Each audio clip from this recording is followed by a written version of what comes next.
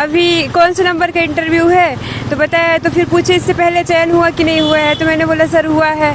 फिर मैंने ही बताया सर वर्तमान में मैं पटवारी पद पर कार्यरत हूँ, क्योंकि अभी वर्किंग प्लेस वही है। तो फिर वो पटवारी के ऊपर सवाल उनके आ गए और काफ़ी अच्छा माहौल था। मतलब बिल्कुल भी ऐसा नहीं लग रहा था कि नहीं मतलब बाहर टाइप का हो या इंटरव्यू चल रहा है, टेंस है, ऐसा नहीं लगा।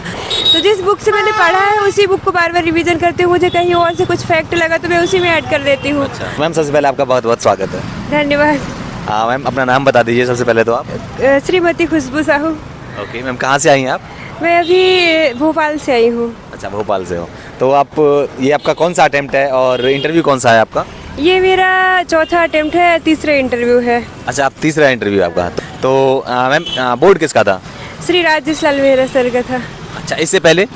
इससे पहले मैंने 2 बार दिया, दोनों बार मेरे को मेहरा सर का ही मिला था। अच्छा, मेहरा सर का ही है। हाँ। तो 3 बार आपका मेहरा सर का इंटरव्यू रहा है, 3 बार। कैसा एक्सपीरियंस रहा है मेहरा सर का? अच्छा था। लास्ट टाइम ATU वाली पोस्ट मिली है। अच्छा, बाकी इस बार भी अच्छा था। तो मतलब आप ऑलरेडी सिलेक्टेड भी है ना? हाँ। अच्छा, और कौन से ईयर के में सिलेक्ट हुई थी मैम आप? 2021 में। अच्छा, 2021 वाले में। तो अभी ज्वाइनिंग वगैरह नहीं हुई क्या? अभी हम लोग के पोस्ट की नहीं हुई है, बाकियों की हो गई है। कुछ लोगों की हो गई, कुछ की बची हुई है। Okay okay. तो मैम आप जैसे ही इंटरव्यू बोर्ड के सामने जाते हैं, पैनल के सामने, किस सवाल से आपके इंटरव्यू की शुरुआत होती है? जैसे ही मैं गई तो सर ने डेफ देखा रहा होगा, तो सर ने पूछा आप अभी कौन से नंबर का इंटरव्यू है, तो बताया। तो फिर पूछे इससे पहले चयन हुआ कि नहीं हुआ है, तो मैंने बोला सर हुआ है। फिर मैंने ही बताया सर वर्तमान में मैं पटवारी पद पर कार्यरत हूँ, क्योंकि अभी वर्किंग प्लेस वही है। तो फिर वो पटवारी के ऊपर सवाल उनके आ गए कि पटवारियों के क्या काम होते हैं, और जरीब से प्रश्न पूछा कि क्या होती है जरीब, कितने टाइप की होती है जरीब। और फिर मैं महिला हूँ, तो आप महिला हो और फील्ड वर्क है इसमें, तो क्या क्या समस्याएं आपको देखने को मिली, 2 समस्याएं बताओ। और इसके अलावा जाति प्रमाण पत्र के संबंध में पूछे कि क्या क्राइटेरिया है, और आप अगर DC बन जाते हो तो आप तब भी इसका लाभ लोगे क्या, इस टाइप का क्वेश्चन रहा उनका। और ज़िले से तो नहीं था, और बाकी जॉब से ही गया है। जॉब जैसे कि महिलाओं के संबंध में फिर पूछे कि महिलाओं के स्वास्थ्य के लिए क्या गवर्नमेंट की स्कीम है, सुरक्षा, सबसे बड़ी चुनौती क्या है महिलाओं के सामने, इस टाइप का ही चला। और ओवरऑल कितने मिनट चला होगा? अंदर जाते हैं तो समय को पता नहीं चलता, पर यह है कि इतना टाइम हो गया था, बहुत टाइम नहीं चला होगा, 10 मिनट से कम ही चला होगा। अच्छा, कम ही चला होगा। अच्छा ओके। तो इसके अलावा ग्रेजुएशन वगैरह से, आपकी ग्रेजुएशन किस चीज़ में मैम? मेरा PCM से है, BSc, तो उससे नहीं पूछा था क्योंकि काफ़ी टाइम हो गया। तो वो खुद से ही बोल रहे 6 महीने से आप काम कर रहे हो पटवारी पद पर, तो चलो इससे पूछ लेते हैं। और काफ़ी अच्छा माहौल था। मतलब बिल्कुल भी ऐसा नहीं लग रहा था कि नहीं मतलब बाहर टाइप का हो या इंटरव्यू चल रहा है, टेंस है, ऐसा नहीं लगा।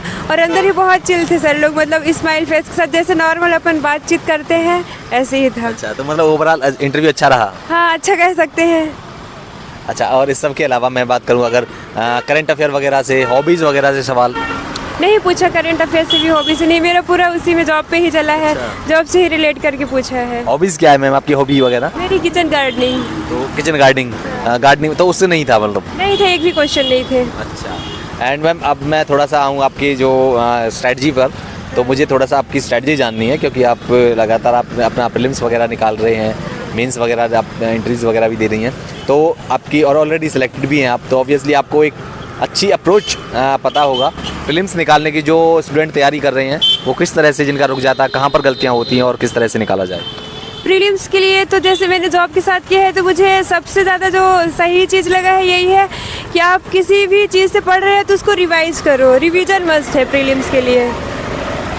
और करंट तो मैंने उसी टाइम पे पढ़ा है, जैसे कि जब अपने एग्जाम होने वाले हैं तो उस टाइम पे कोई भी ईयरली जो है इस टाइप की जो भी मैगजीन्स आती हैं उन्हीं से करंट कवर करा था उस टाइम पे।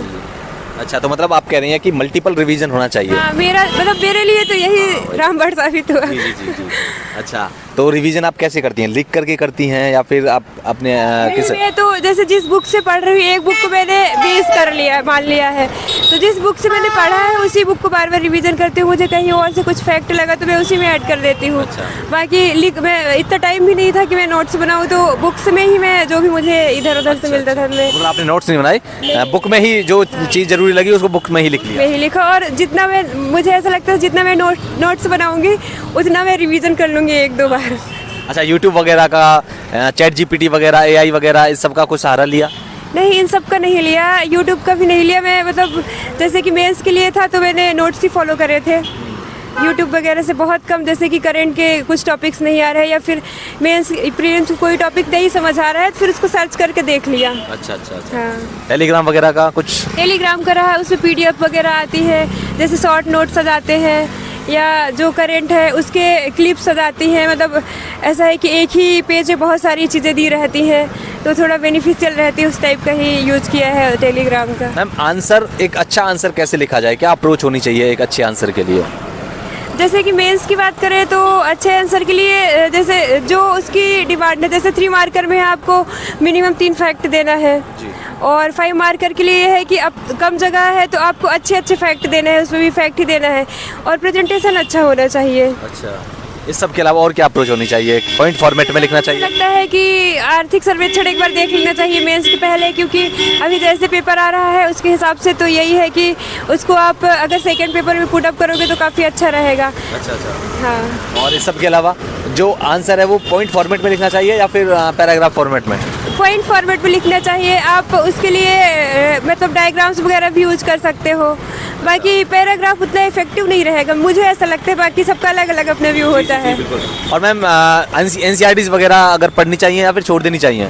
नहीं, जिन लोग पढ़ते हो बहुत अच्छे उनके पास टाइम है, तो लेकिन मेरे पास टाइम कम था तो मैंने बहुत सेलेक्टेड बुक्स पढ़ी थी। मतलब ऐसा था कि टाइम भी कम है, सिलेक्शन भी लेना है, तो बहुत सेलेक्टेड चीज़ें पढ़ा है। तो जो एनसीईआरटी पढ़ते हैं वो अच्छा है, बहुत अच्छा है, पर जिसके पास कम टाइम है तो फिर उसे मैनेज करना पड़ता है। और आप अभी कह रही हैं बुक वगैरह, तो मैं जानना चाहूँगा आपकी बुक लिस्ट वगैरह बताना चाहें आप, बुक रिसोर्सेज वगैरह कौन कौन सी बुक पढ़नी चाहिए अलग अलग यूनिट्स के लिए, अलग अलग सिलेबस के अलग अलग पार्ट्स के लिए? मेरा तो पहले ये मानना है कि आप जिस भी बुक को पढ़ रहे हैं तो रिवीजन उसको करिए। बाकी व्यक्तिगत तौर पर मैं परीक्षा धाम पढ़ती हूँ, उसकी जो अलग अलग यूनिट्स की बुक आती है और मध्य प्रदेश की जो बुक आती है वो।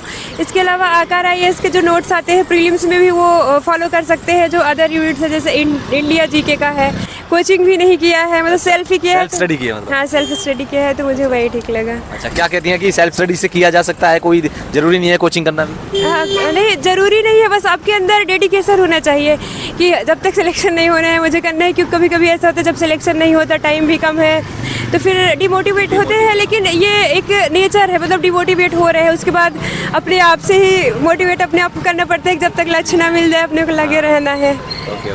मैम, जो बच्चे इस बार बैठ रहे हैं 2025 में, उनसे क्या कहेंगे, क्या आपकी उनकी एडवाइस रहेगी आप? जैसे जो 25 से बैठ रहे हैं तो उनके लिए है कि आपने जिस बुक से पढ़ा है उसी को रिवीजन करिए। और अभी जैसे कि करंट का भी वेटेज अच्छा है, तो सिलेक्टेड चीज़ें करंट में पढ़िए कि कौन सी बुक से पढ़ना है, कितना पढ़ना है, क्योंकि करंट तो बहुत वास्ट है। तो प्रीवियस ईयर के जो क्वेश्चन है उनको देख लीजिए, क्वेश्चन पेपर लगा लीजिए तो आइडिया लग जाएगा कि कहाँ से कितना पढ़ना है। Okay, thank you ma'am, all the best, बहुत बहुत शुभकामनाएं आपको।